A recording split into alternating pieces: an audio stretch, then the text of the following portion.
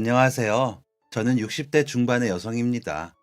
저는 듣는 것을 참 좋아하는데요. 노래도 많이 듣고 라디오도 많이 듣는데 사연을 들을 수 있는 방법도 알게 되어 열심히 듣고 있습니다. 그런 저를 본 저희 딸이 엄마, 엄마 이야기도 보내봐. 이건 진짜 우리만 알기 아깝다 하더라고요. 손주들 때문에 컴퓨터를 배워 겨우 타자를 치는 제가 제 이야기를 보내보자니 까마득하기는 하지만 오래 걸려도 해보려고 합니다. 이제 마스크가 해제되고 마스크를 벗고 지내시는 분들을 종종 봅니다. 하지만 저는 마스크를 벗지 않고 모자까지 쓰고 지낸답니다. 저에게는 마스크와 모자가 필수품이거든요. 왜 그러냐고요? 제 얼굴에는 큰 상처가 있어 부끄러운 마음이 들어 마스크 벗기가 좀 꺼려져서요. 남들과 다른 부분을 내놓기란 쉽지 않더라고요. 저희 딸은 제가 너무 예민하다는데 그래도 그런 생각에 아직 당당해지지 못하고 있습니다. 제가 어릴 적부터 운이 그다지 좋은 편은 아니었거든요. 물론 여지껏 잘 이겨내며 살아온 스스로에게 대견하고 기특하고 그 와중에도 저를 기쁘게 해주는 모든 것에 감사하며 살고 있기는 합니다. 하지만 힘들었던 제 모습들을 떠올리다 보면 저도 모르게 눈물이 흐를 때도 있습니다. 저는 지방의 소도시에 굉장히 가난한 집의 첫째 딸로 태어났습니다. 제 밑으로는 6살, 8살 어린 남동생 둘이 있죠. 땅도 없고 하루 벌어 하루 먹고 살던 집안 형편에 두 분 다 일을 나가시는 부모님을 대신해 동생들을 돌보는 일을 맡아 하고는 했습니다. 엄마는 아버지와 동네에 돈이 되는 일들이 있으면 모두 하러 다니시느라 새벽에 나가시기도 하고 밤늦게 들어오시는 날도 많았기에 자연스러운 일이기도 했습니다. 동생들 밥을 해먹이고 옷이나 갈아입히고 하면서 챙기는 게 다였지만 집안 살림까지 제 몫이 되었기에 엄마는 미안해 하시기도 했습니다. 우리 미자 아니었으면 혁수랑 혁진이는 다 굶어 죽었을 거다. 나중에 너희는 누나한테 효도해. 라면서 동생들 앞에서 축혀 세워주시면서 저를 안쓰러워 하셨습니다. 그런 엄마의 말씀에 저는 더 뭔가 하려고 노력하기도 했습니다. 그러다 보니 학교에 다녀와서 동네 아주머니들 따라 소일거리를 하고 가서 반찬값을 받아오거나 농촌 추수철에는 주말 아침부터 일당일을 따라가 일당을 벌어오기도 했습니다. 처음 그렇게 돈을 벌기 시작할 때가 제 나이 14살 정도였는데 8살 둘째 동생에게 막내 동생을 부탁하고 나오면 밥까지 차려놓고 나오면서도 몇 번을 돌아봤는지 모릅니다. 혹시나 밥을 제대로 못 챙겨 먹을까 싶어 걱정을 하느라 일을 어떻게 마쳤는지도 모르겠습니다. 간식으로 받은 빵도 먹지 않고 품에 품고는 일을 마치고 서둘러 집으로 돌아오면 동생들은 꾀지지한 얼굴을 하고는 빙그레 웃으며 누나다 하며 반기고는 했죠. 그렇게 번 돈으로 저는 동생들과 제가 학교에 가지고 갈 준비물을 사고는 했습니다. 부모님이 그 돈까지 마련하시기에는 벅차다는 걸 알고 있었거든요. 아버지가 어릴 적 친구한테 당한 사기 때문에 빚까지 갚고 계셨기에 집에 돈이 진짜 없었거든요. 원래도 없는 형편 집안의 자식들이었던 부모님은 빚까지 지고 나니 그 돈을 갚으려고 정신없이 일만 하셨습니다. 식당 설거지부터 배달, 막노동까지 안 하시는 일이 없을 정도였죠. 그런데도 집안 사정은 좋아지기는커녕 더 안 좋아졌습니다. 정말 벼룩의 간도 내어먹는 사람들이 있더라고요. 일한 돈을 못 받고 뜯기기도 하고 파손이 났다며 보상을 하라는 사람들에게 시달려 번 돈을 그대로 주고 오는 경우까지 생겼거든요. 아버지는 절망하셨습니다. 여러 번 몸도 다치시고 나니 더 상처를 받고는 하셨죠. 공업지역이 멀지 않아 일을 구하기가 어렵지 않았는데도 번번이 제대로 된 월급쟁이가 되는 일에 실패하시면서 자식인 저희 앞에서도 제대로 된 말씀을 하시는 법이 없으셨습니다. 그 덕에 엄마의 목소리만 더 커지셨죠. 하지만 그런 엄마의 모습은 안쓰러움 그 자체였습니다. 저희 삼남매를 위해 억지스럽게 버티고 계신다는 것이 다 티가 났거든요. 그래서 엄마가 불쌍했고 저 역시 억지스러울 정도로 동생들을 돌보는데 심혈을 기울일 수 있었습니다. 저는 비록 학교 공부에 집중하지 못하고 일을 하며 동생들을 돌봤지만 동생들이 학교에 다닐 수만 있다면 그 자체만으로 기뻤습니다. 그래서 중학교를 졸업도 하기 전에 저는 학교에 가지 않았습니다. 일을 시작하려고 제가 한 선택이었습니다. 제 입장에서는 자연스러운 일이었는데도 엄마는 미안해 하셨습니다. 그 마음을 표현하실 때마다 저는 일부러 괜찮은 척하며 더 좋다고 했습니다. 공부도 못하는데 가서 뭐 해? 난 일하는 게 더 좋아. 라며 웃었죠. 그러고 제일 먼저 시작한 일은 식당 설거지였습니다. 남의 집에 일을 가려 했더니 아예 들어가 살림을 살아줘야 한다고 하더군요. 그때 막내 동생이 아직 학교에도 가기 전이라 저까지 곁에 없으면 안 될 것 같아 찾은 일이 식당 설거지였습니다. 식당 주인 아주머니는 장갑은커녕 세제도 아껴 쓰라며 구박을 하고는 했습니다. 전에 엄마도 그 집일을 해보신 적이 있으셨는데 그때도 그렇게 박하게 일을 시키셨다고 하시더라고요. 그래서 다른 집 일이 나면 옮겨갈 생각을 하고 있었습니다. 하지만 주급으로 돈을 주시는 통에 쉽게 옮겨가지 못하고 있었죠. 매주 일요일 저녁에 일주일 일한 값을 주시면 그 돈으로 동생들 한 주 용돈을 주고 학교에 보내면 제 속이 그렇게 든든하더라고요. 그러다 동네 아주머니께서 미자야, 너 서울 가서 일 안 해볼래? 우리 사촌 조카가 가려다가 다른 집에 가게 됐는데 정말 부잣집이라고 하더라. 월급도 엄청 많이 주고 나보고 가라고 얘기를 했는데 내가 애가 들어섰는지 몸이 이상해. 그냥 지나치게 아까워서 라고 하시더라고요. 귀가 번쩍했습니다. 그 돈이면 동생들 학비며 용돈이며 되고도 부모님께 생활비를 드릴 수 있겠더라고요. 얼른 할게요. 무조건 갈게요. 라고 대답을 했습니다. 집으로 돌아와 엄마, 나 서울 갈 것 같아. 라고 말을 하자 엄마는 무슨 소리인가 싶어 눈이 동그래져서 보시더라고요. 그래서 아주머니께 들은 이야기와 가겠다고 대답을 했다는 말을 했죠. 당연히 엄마가 좋아하실 거라고 생각하면서요.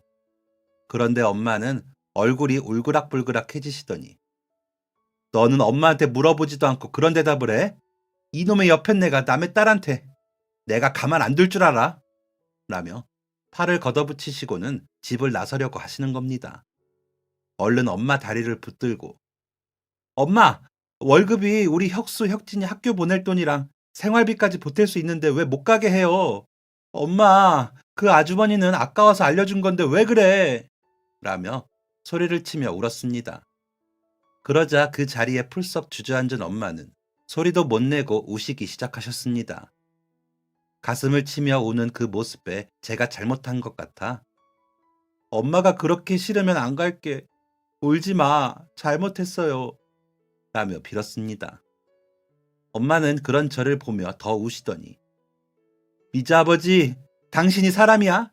나 하나 고생시키는 것도 모자라서 우리 딸까지 이렇게 고생을 시켜? 라며 가만히 앉아 계시는 아버지께 소리를 빽 지르시더라고요. 동생들은 무슨 일인가 싶어 보다가 엄마와 제가 오는 모습을 보고는 저희들도 울고 서 있고요. 아버지는 고개만 돌리실 뿐 끝까지 별 말씀이 없으셨습니다. 그렇게 겨우 추스르고 잠이 들었는데 자다가 보니 엄마는 잠을 못 주무시고 계시더라고요. 엄마, 왜 안 주무셔? 라며 일어나니 미자야, 진짜 이번만 갔다가 올래? 엄마가 진짜 보내기 싫은데 우리 형편에 그 돈이면 이라며 눈물을 흘리시기에 엄마, 걱정 마. 나 어디 가서 일 못한다는 말 들어본 적이 없어. 가서 열심히 해서 돈 벌어 보낼 테니까 걱정하지 마. 엄마는 새삼스럽게 그래. 라며 엄마를 달랬습니다. 엄마는 그런 제 손을 잡고 한동안 고개를 들지 못하셨습니다. 겨우 고개를 든 엄마의 얼굴과 제 손은 흠뻑 젖어 있었습니다. 설거지하고 난 후보다 손이 더 저리고 아픈 기분이더군요. 가난한 가족은 돈이 없는 서름도 그렇게 넘겨야 한다는 사실이 손끝까지 느껴지는 새벽이었습니다. 엄마의 서러움과 저의 다짐은 그렇게 동이 틈과 동시에 현실이 되고 있었습니다. 다음 날 아침, 가게에 나가기 전 아주머니께 가서 다시 한번 확답을 하고는 가게로 향했습니다. 그만둘지도 모른다는 생각을 하니 설거지하는 것도 잘 안 되고 유난히 어깨도 아프고 그러더라고요. 그러면서도 서울이라는 큰 도시로 간다는 생각에 설레기도 했고요. 며칠을 기다리자 아주머니께서 오셔서는 보름 있다가 오면 된대. 여기가 그 집 주소고 노인 둘하고 며느리 하나가 아이 셋 키우는 집이래. 아들은 어디 외국에 가서 잘 안 온다네. 마당도 넓고 장독도 많아서 일은 많은데 돈 많이 주니까 하려는 사람이 많아. 그런데 그 댁 어른이 까다로워서 오래 못 버티고 그런가 봐. 그런데 미자는 싹싹하니 잘하니까 내가 믿고 소개하는 거야. 가서 돈 많이 벌어와. 라고 하시더라고요. 그 순간 엄마의 눈물 젖은 얼굴이 떠올라 마음이 아팠지만 조금이라도 부모님께 더 도움이 될 수 있다면 저는 그 어떤 어려움도 견딜 준비가 되어 있었습니다. 가게에도 말씀드리고 떠나기 전날까지 일을 하고 가기로 약속을 했습니다. 한 푼이라도 더 벌어서 동생들한테 주고 가야 제가 첫 월급을 받을 때까지 애들이 학교에 다닐 테니까요. 엄마는 그런 제게 그런 거 신경 쓰지 말고 좀 쉬어. 가면 눈치 보여 쉬지도 못할 텐데. 진짜 큰 자식이 뭐라고. 동생들 용돈에 그렇게 애를 써. 라고 하셨습니다. 그런 엄마에게 엄마, 나 학교 다닐 때 제일 속상했던 게 학교 앞에서 팔던 엿 하나를 사 먹어본 적이 없다는 거야. 우리 혁수랑 혁진이는 그런 거 보지만 말고 사 먹었으면 좋겠어. 한창 클 나이인데. 라며 웃었습니다. 그때 제 나이가 고작 17살이었는데 11살, 9살 동생들이 그렇게 아기 같아 보이더라고요. 저도 어렸는데요. 엄마는 그런 제 얼굴을 쓰다듬으시면서 다음 생에는 엄마 딸로 태어나지 마. 엄마가 죄가 많아 너까지 고생시킨다. 그래도 미자야, 엄마는 너 제일로 사랑해. 알지? 엄마가 너 아니었으면 어떻게 살았을지 생각도 하기 싫어. 진짜야. 라며 또 눈물을 흘리셨습니다. 아이 참 엄마, 이렇게 울보였어? 나는 이제 부잣집 가서 밥도 좋은 거 먹고 잠도 좋은 데서 잘 거야. 내 걱정은 말고 아버지랑 혁수랑 혁진이 신경이나 더 써. 이제 나 없으면 밥이랑 반찬이랑 엄마가 다 해야 하는데 고생이구만. 내 걱정만 그렇게 하고 있어. 라며 애써 웃어 보였습니다. 눈물을 얼마나 참았던지 턱이 뻐근해질 지경이었죠. 이상하게 할 일이 많을 때는 시간이 금방 지나가더군요. 그간 모아놓은 돈으로 동생들 신발이랑 옷이랑 하나씩 사주고 제가 월급 보낼 때까지 쓸 용돈을 주고 연필, 지우개, 공책을 넉넉히 사주고 나니 정말 차비만 겨우 남더라고요. 동생들에게는 엄마랑 아버지 안 계실 때 너희끼리 있어도 끼니 잘 챙기고 옷도 깨끗하게 입고 다녀. 귀찮다고 안 씻고 다니면 안 돼. 알았지? 누나가 가서 돈 많이 보낼게. 라고 당부를 했습니다. 막내 동생은 누나, 안 가면 안 돼? 누나 없으면 우리 어떻게 해? 라며 울더라고요. 그러자 둘째 동생이 형이 더 잘 챙겨줄게. 라며 눈물을 닦아주면서 자기도 울더군요. 그런 동생들을 다 끌어안고 저 역시 울어버렸습니다. 그 아이들이 너무 그리울 것 같아 마음속 깊은 곳부터 뻐근하게 고통이 느껴졌습니다. 그래도 그 고통을 견디면 우리 가족이 조금은 나은 삶을 살 수 있다는 생각에 이를 악물고 가보기로 했습니다. 새벽 기차를 끊고 옷이 든 가방을 들고는 집을 나서는데 대문 옆에 아버지가 서 계시더군요. 가다가 끼니라도 해라. 라며 꼬깃꼬깃 접힌 돈을 제 손에 쥐어주시는데 또 눈물이 났습니다. 그런 제 어깨를 툭툭 치시던 아버지는 가, 기차 놓친다. 아프지 말고 남의 집 살이할 때 제일 서러운 게 아픈 거다. 라면서 방으로 들어가시더라고요. 그런 아버지를 뒤로하고 대문을 나서며 저는 눈물을 닦고 역 쪽으로 걸었습니다. 가족들은 아무도 잠들지 못하고 그 소리를 듣고 있었을 겁니다. 하지만 저를 잡지도 못하고 가는 걸 보기는 너무 힘드니 그저 모른 척 그렇게 눈물만 흘렸을 겁니다. 그 마음을 모르지 않았기에 저는 더 씩씩하게 걸었습니다. 매일 걷던 그 길도 그날은 낯설게 느껴졌습니다. 다시 돌아올 때는 조금 더 나은 상황의 가족들과 웃으며 만날 수 있기를 바라며 기차에 올랐습니다. 생전 처음 탄 기차는 새벽임에도 사람들이 북적였습니다. 신기해 주위를 두리번거리며 구경을 하면서 가다 보니 피곤한 줄도 모르겠더라고요. 입석으로 끄는 표에는 좌석 번호가 적혀 있지 않아 통로 계단에 걸터 앉았다가 역에 서면 일어나 자리가 났나 살피고는 했지만 끝내 자리는 나지 않더라고요.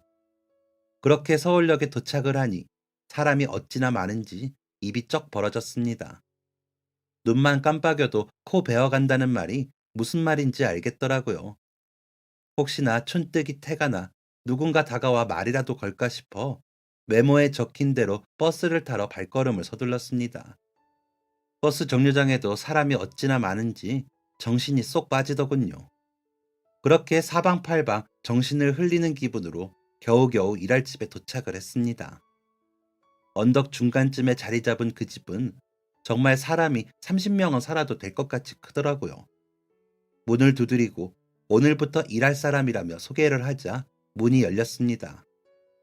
문을 열어주신 분은 인상이 좋으신 할아버지셨는데 너구나, 이야기 들었다 하시더라고요. 저는 안녕하세요, 손미자입니다. 앞으로 잘 부탁드립니다 하고 고개가 땅에 닿을 것처럼 인사를 했습니다. 그러자 그 할아버지는 웃으시면서 나는 박씨라고 해. 이 댁에서 오래 일했지. 사장님하고 사모님이 좋아하시겠다. 요즘 일하러 오는 사람들이 때가 타서 싫다 하셨거든. 이라고 하시더라고요. 박씨 할아버지는 그 집의 모든 일을 살피시는 분이셨습니다. 사장님과 사모님의 아드님이 어릴 때부터 그 집에서 일을 하셨는데 워낙 우직하신 분이라 사장님도 신뢰를 많이 하시더라고요. 사모님은 연세에 비해 젊어 보여 할머니 같지 않으셨는데 작은 사모님이신 며느님께는 굉장히 엄하셔서 무섭게 하시는 통에 저까지 눈치를 많이 보곤 했습니다. 작은 사모님은 친정에 돈이 많은데 집안에 잘난 사람이 없어 항상 기가 죽어 지내시더라고요. 돈만 많으면 다 좋은 건 줄 알았는데 그런 모습을 보며 그런 것만은 아니라는 것을 알았습니다. 도련님이라 불리는 그 집 손주들의 나이가 제 동생들과 나이가 같아서 저도 모르게 신경을 더 쓰고는 했는데 그 아이들이 크게 웃는 걸 제대로 본 적이 몇 번 안 될 정도였거든요. 그렇게 좋은 옷을 입고 그렇게 맛있는 음식을 먹으면서도 아이들은 행복해 보이지 않았습니다. 한창 먹을 나이에 깨작깨작 제대로 먹지도 못하고 밥 먹는 순간조차도 어른들 눈치 보느라 힘들어 했으니까요. 밥상을 치울 때마다 남겨진 음식들을 보면 우리 동생들은 이 반찬이면 밥을 세 그릇은 먹겠다 하는 생각이 들어 아까울 때도 많았고요. 그러면서 동생들이 보고 싶고 부모님이 보고 싶었습니다. 하지만 그 누구에게도 말하지 못했죠. 사장님과 사모님이 저를 처음 보고 당부하신 게 우리 집 일 어디 가서 새어나가지 않게 해라. 그리고 네 감정 드러내면서 일하지 말고 그저 맡은 일만 잘하면 월급은 넉넉히 주마. 그러니까 열심히 해. 라는 거였거든요. 그래서 혹시나 표를 내면 쫓겨날까 싶어 참았습니다. 편지에도 그 집 사정이나 식구들에 대해서는 일절 말하지 않았죠. 한 달에 한 번 돈을 보내며 편지를 쓸 때면 눈물이 찔끔 났지만 얼른 눈물을 닦으며 누가 볼까 살피고는 했습니다. 그 집에는 박씨 할아버지와 운전기사분, 정원사분이 일하셨고 부엌과 집안일에는 저 말고도 두 분이 더 계셨습니다. 송씨 아주머니는 사모님과 사장님 관련된 일을 보셨고 이씨 아주머니는 작은 사모님과 도련님들 일을 보시는데 저는 오고 가며 잡일을 도와드리는 역할을 해 여기저기 온 집안을 헤집고 다녔습니다. 박씨 할아버지는 미자가 이 집 제일 잘할 거다 하시며 웃으셨지만 저는 아직도 그 집을 완벽히 알았다고 생각하지 않았습니다. 구석구석에 뭐가 그리 많은지 저희 고향 동네보다도 뭐가 많은 것 같았으니까요. 오전에 아주머니들이 사모님과 작은 사모님을 따라 시장에 가시면 저는 계단이나 거실, 통로 구석을 손걸레로 닦고는 했는데 그럴 때 내려다본 집은 너무 화려해 고향집과 비교하게 되기도 했습니다. 고향집은 일 가기 전에 물걸레질 한번 쫙 하면 청소가 끝이었는데 그 집은 정말 닦아도 끝이 안 날 정도로 넓었거든요. 그리고 마당 한편에 장독대에 독이 얼마나 많은지 그 장독 닦다가 하루가 다 지나간 적도 많았습니다. 그래도 그런 날은 햇볕이 좋아 바깥 공기를 쐬니 기분이 좀 풀리고는 했습니다. 사모님들 속옷은 2층 발코니에다 따로 널어 말리고는 했는데 사모님은 혹시나 누가 볼까봐 반나절만 지나도 거두어 다림질을 해 가져다 놓으라고 하셨기에 그 일도 제 담당이었습니다. 그렇게만 지났으면 정말 다행인 날들이었습니다. 가끔 사모님이 작은 사모님을 울리시기라도 하는 날에는 2층은 난리도 그런 난리가 없었거든요. 작은 사모님은 입을 틀어막고 우시다가 옷을 찢으며 몸부림을 쳐 이씨 아주머니가 사모님 모르게 말리고 치우고 태우고 하시느라 정신이 없으셨죠. 저 또한 그 흔적들을 닦아 없애느라 정신 없었고요. 도련님들은 그런 엄마의 편을 한 번은 들어줄 만도 한데 한 번을 할아버지 할머니의 말씀을 어기지 못하고 기가 죽어 있을 뿐이었습니다.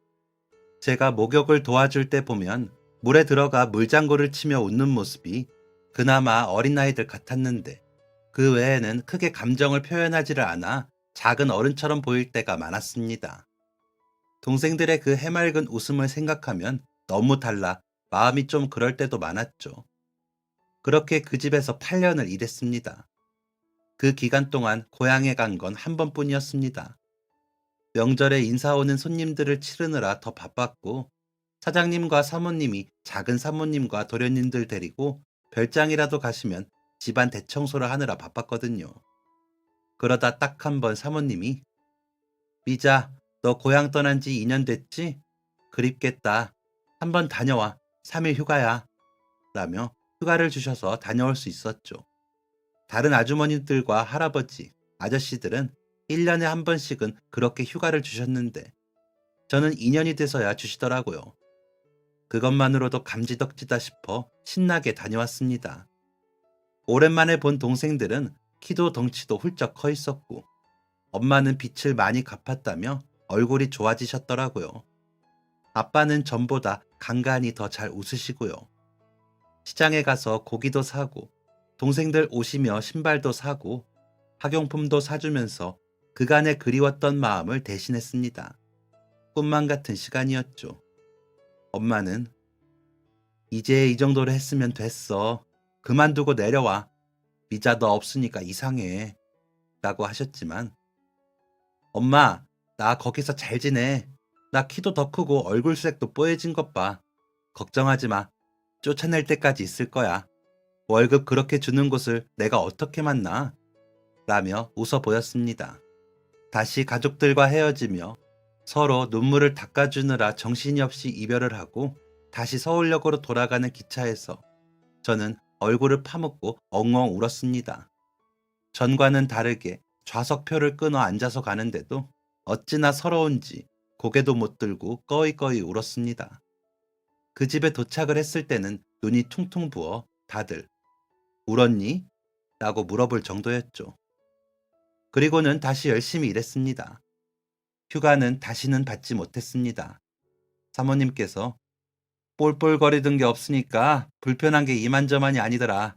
나중에 가. 라며 돈을 더 주셨거든요. 저는 그 돈도 다 집으로 보냈고요.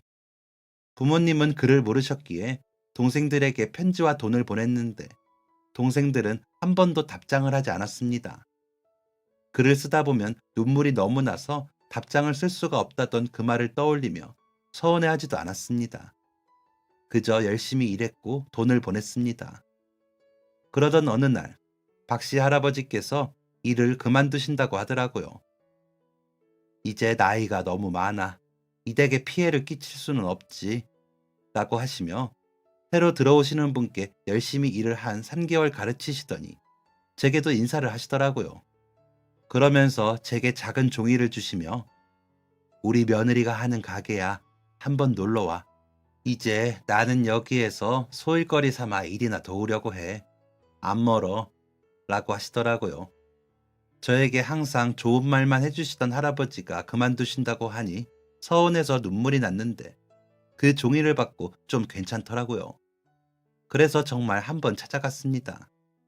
작은 사모님 심부름을 갈 일이 있어 나갔다가 근처라 할아버지 얼굴만 잠깐 보러 들려야겠다 싶더라고요. 가보니 가게가 크진 않았지만 손님이 제법 있는 가게더라고요. 할아버지도 신발 정리를 하며 일을 도우시고 주방과 홀에도 사람이 제법 있고요. 눈이 휘둥그레해지더라고요. 고향에서 일하던 식당보다 규모는 작은데 손님이 그렇게 많으니 돈도 잘 벌겠다 싶더라고요. 저도 돈을 좀 더 모아 고향에 가 장사를 해보고 싶다는 생각을 막연히 했기에 더 눈이 갔던 것도 있었습니다. 할아버지는 저를 반기시며 같이 일하시는 분들에게 인사를 시켜주셨습니다. 아드님과 며느님, 손자 두 분이 일을 하고 계시다 제게 인사를 하셨습니다. 그래, 잘 왔어. 밥 먹고 가. 사모님과 사장님은 잘 계시지? 요즘도 작은 사모님과 그러시니? 하고 물어보시면서도 큰 손자분의 손을 잡고 안 놓아주시더라고요. 사이가 좋으시구나 싶어 보기가 좋더라고요. 그런데 할아버지는 제게 우리 큰손주 어때?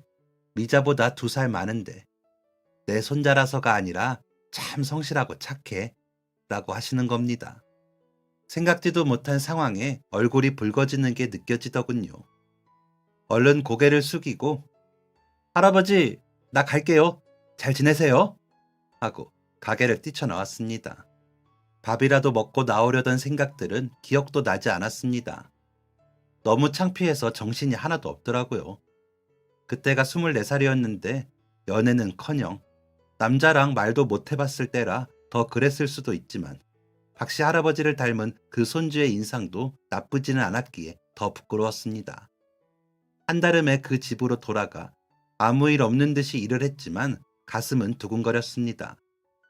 그러고는 며칠 뒤 동생에게 처음으로 편지가 왔더군요. 보고 싶은 누나에게 누나, 우리 이제 빚 다 갚았대. 그리고 아빠 연탄 공장에 취직되셨고 엄마는 식당 주방에 나가시는데 저녁이면 들어오셔. 누나, 이제 그만 내려와도 돼. 나도 이제 고등학교만 마치면 취직할 거고. 혁진이 낳은 학비는 내가 댈 테니까 그간 고생 많았어. 라고 쓰여진 편지를 붙들고 얼마나 울었는지 모릅니다. 그러면서도 그 집을 내가 그만둘 수 없었던 건 역시나 돈 때문이었습니다. 돈을 더 모아 고향에 내려가 가게를 차리고 싶었으니까요. 그런데 제 그런 마음은 한순간에 무너져 내렸습니다. 박씨 할아버지께서 손주 손을 붙들고 그 집으로 찾아오신 겁니다. 사모님께 뭐라고 말씀하신 건지 저더러 삼거리 빵집에 좀 다녀오라 하시더라고요. 그래서 내려가는데 박씨 할아버지 손주가 서 있더라고요. 모르는 척 지나치려 하자 어른들이 이야기 좀 하고 오라고 보내셨어요. 얘기 좀 해요. 라며 저를 불러 세우더라고요. 그래서 고개를 끄덕였더니 제가 마음에 안 들었는 줄 알았어요.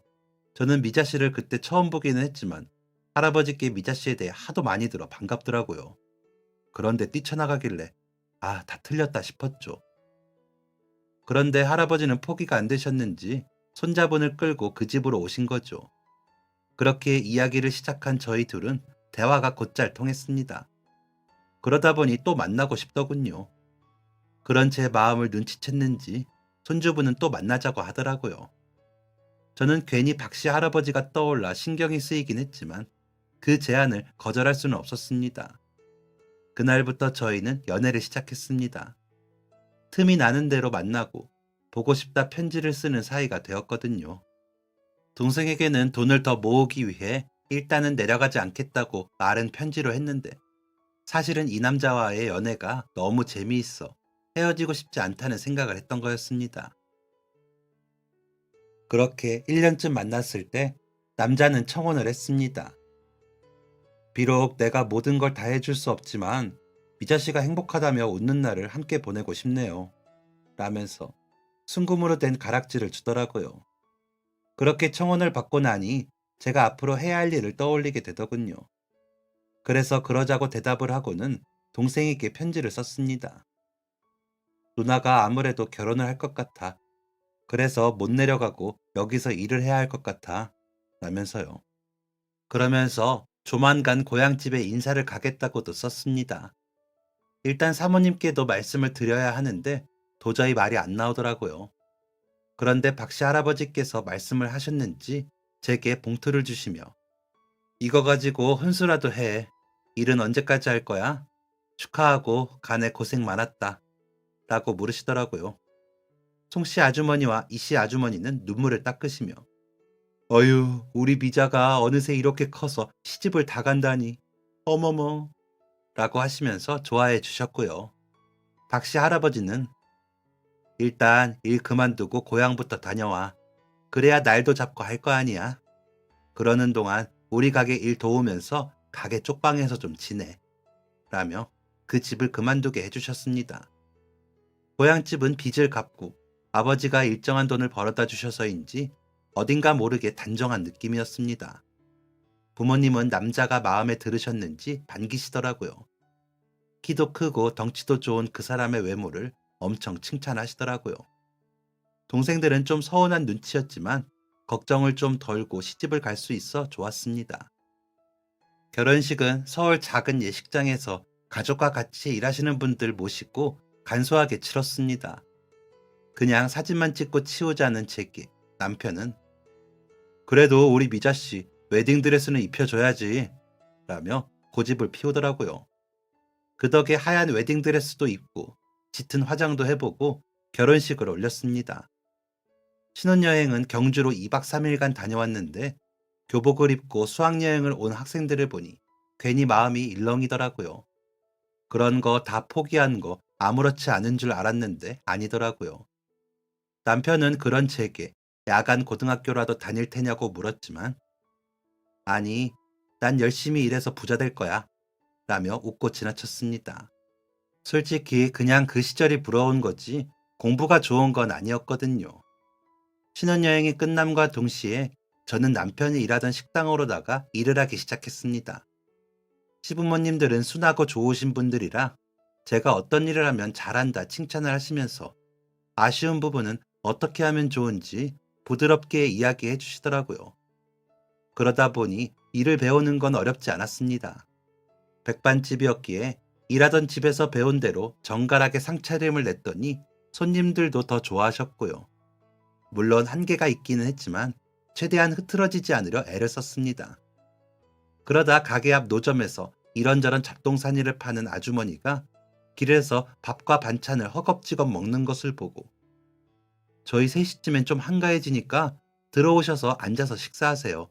돈 안 받을게요. 라고 말을 해버렸습니다. 다리 한쪽이 불편하신지 쩔뚝이시는 분이 제대로 서 있지도 못하시면서 그렇게 밥을 드시는 게 안타까웠거든요. 아주머니는 아이고 장사하는 집에 내가 그럴 수가 있나. 마음은 고마워요. 내가 밥 먹으러 한번 갈게요. 라고 하시면서 거절을 하시더라고요. 그래서 할아버지와 어머님께 다시 한번 말씀드렸더니 아이고 우리 착한 며느리가 그런 말도 했어? 잘했다. 나도 다시 한번 말해보마. 라고 하시더라고요. 그렇게 식구들이 돌아가며 말씀을 드린 끝에 아주머니는 그럼 내가 너무 미안하니까 2,000원 내고 자리세를 낼게. 공짜로는 못 들어가. 하시기에 같이 장사하는 사람끼리 뭘 그런 걸 따져요. 나중에 저희 필요한 물건 있으면 말씀드릴게요. 그때 그냥 주시면 되잖아요. 라며 입구 쪽에 자리를 마련해 드렸습니다. 혹시나 아주머니 손님이 오시면 바로 나가셔야 하니까요. 아주머니는 매일은 아니지만 자주 들어오셔서 도시락을 드셨고 저는 그런 아주머니의 식은 밥이 눈에 걸려 반찬으로 나가는 국을 떠드리고는 했습니다. 그렇게 세월은 흘러 10년이 지났던 것 같습니다. 그 사이 할아버지는 돌아가셨고 아버님과 어머님은 장사에 손을 떼시고 남편과 제가 가게를 맡아 하게 되었습니다. 도련님은 버스로 내정거장 떨어진 곳에 2호점을 냈고요. 말이 2호점이지 따로 내서 동서와 장사를 했죠. 동서는 조리사 자격증까지 따고 일을 하였습니다. 그 바람에 어머님과 아버님께서는 저희 딸과 아들, 동선의 아들 둘을 다 돌보시느라 바쁘셨습니다. 친정 부모님은 열심히 하던 일을 계속하셨고, 동생들은 번듯하게 취직을 해 회사에 다니면서 열심히 살았고요. 가끔 조카들이 쓴 편지를 보내며 제게 안부를 묻고는 했습니다. 아주머니는 가끔 저희 가게에서 식사를 드시기도 하실 정도로 편하게 오고 가는 사이가 됐습니다. 그러던 어느 날, 나 이제 여기로 장사 안 나올 거야 하시더라고요. 그래서, 어머, 왜요? 다른데 몫이 더 좋은 자리가 났어요? 라고 물으니, 아니, 나 옆 동네 매표소 자리가 나서 그거 하려고. 그간에 너무 고마웠어. 일부러 나 자리 내주느라 고생했어. 그래서 말인데, 이건 별건 아니야. 하면서 여러 물건들을 주고 가시더라고요. 잘된 일이라 다행이다 싶으면서도 서운했습니다. 나이가 들수록 점점 더 그렇게 정에 약해지나 싶기도 하고, 좀 더 좋은 조건으로 가시니 일이 잘 풀리길 바랐습니다. 공부를 꽤나 잘한다던 아들이 가끔 나와 아주머니가 점포를 접고는 했는데, 이제는 그럴 일 없어 편하겠다 싶어 다행이다 싶기도 했고요. 남편과 저는 더 열심히 일했습니다. 어머님, 아버님의 빈자리를 채우려면 그래야 했죠. 아이들은 그런 저의 손길을 제대로 받지도 못하고 컸습니다. 지금 생각해도 참 미안한 일이 아닐 수 없습니다. 저희 아들은 할아버지, 할머니랑 자면서도 저랑 자고 싶어 일부러 새벽에 깨서 제 품에 파고들며 자기도 할 정도였으니까요. 장사가 잘 돼야 온 가족이 먹고 산다는 생각에 저는 매번 열심히 할 수밖에 없었지만, 아이들이 무슨 죄인가 싶어 눈물이 나더라고요. 그런데도 모나지 않고 착하게 아이들은 자라주었습니다.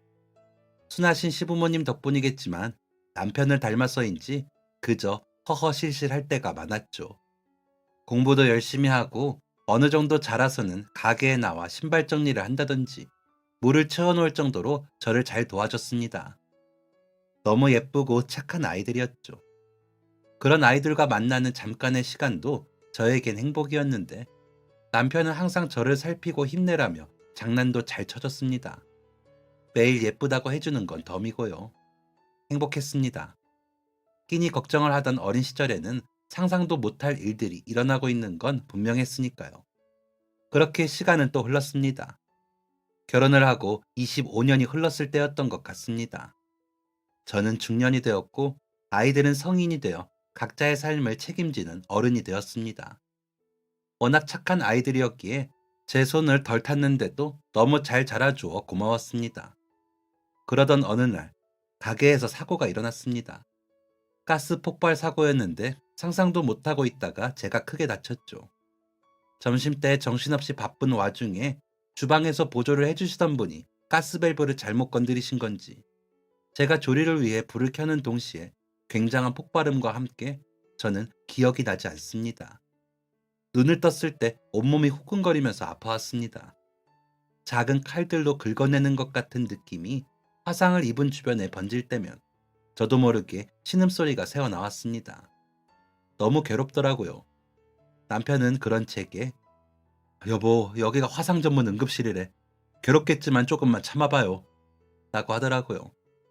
그렇게 시작한 치료는 힘들었습니다.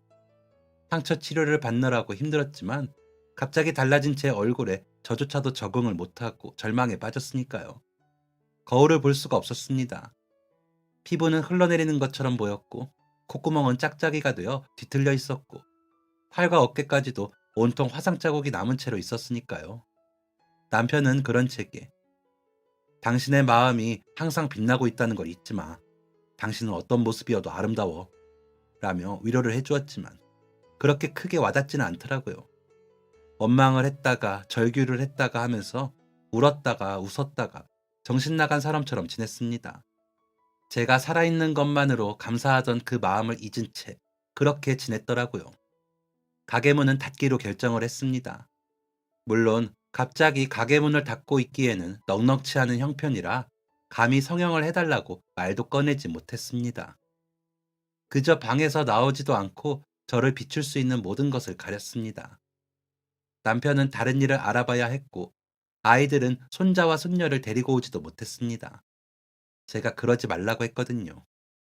아이들이 저를 보고 놀랄까 봐요. 저도 준비가 안 되었었거든요. 그렇게 숨어만 있는데 딸아이가 그러더라고요. 엄마는 너무 아름다워서 천사들이 그 얼굴이 필요했나 봐. 이라고요. 그래서 생각을 했습니다. 언제까지 내가 이렇게 살 수는 없다. 뭐라도 해야 한다 하고요. 그래서 화상 전문 병원도 다니고 성형외과도 가봤습니다. 비용이 너무 비싸서 감히 치료를 시작도 못 하겠더라고요. 몇 년 동안 좋다는 방법과 치료를 찾아 여기저기 안 다녀본 적이 없었습니다. 그러다 병원 로비에서 남편과 이야기를 나누며 있는데 한 의사분이 혹시 전에 엄마 밥집 하지 않으셨나요? 하시더라고요. 남편이 네, 맞습니다. 그런데 지금은 장사하지 않아요. 사고가 있었거든요. 라고 답을 했습니다. 그러자 제 손을 덥석 잡더니 저예요. 그 노점 하시던 아주머니 아들 기억 안 나세요? 라고 하시는 겁니다.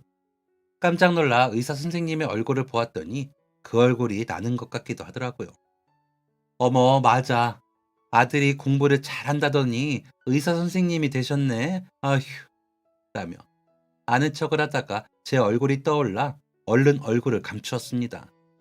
그러자 의사 선생님은 잠시만요 하면서 제 팔과 목, 얼굴 등을 살피시더니 혹시 제가 도움이 돼도 될까요? 실은 제가 성형외과 교수 임용을 앞두고 봉사를 다니고 있는데 화상치료와 성형을 같이 진행하고 있어요. 라며 그간 제가 받지 못했던 진료를 받을 수 있다고 말을 하시는 겁니다. 이게 비용이 드는 게 아니에요. 사회사업의 일환으로 진행이 되는 거라 병원에서 비용이 지원이 돼요. 각 과별로 저처럼 교수 임용 기다리는 사람들이 모여서 각 과별로 다 도움을 받기 좋으시고요. 라며 말을 하는데 하늘에서 한 줄기 빛이 떨어지는 것 같았습니다. 정말 그 후로 저는 화상치료와 피부 보건치료, 삐뚤어진 코와 눈매를 가다듬는 보건치료들을 순차적으로 받을 수 있었습니다. 덕분에 지금은 화장을 하면 사람들이 화상이 있는 사람인지 자세히 보지 않으면 잘 모르긴 하더라고요.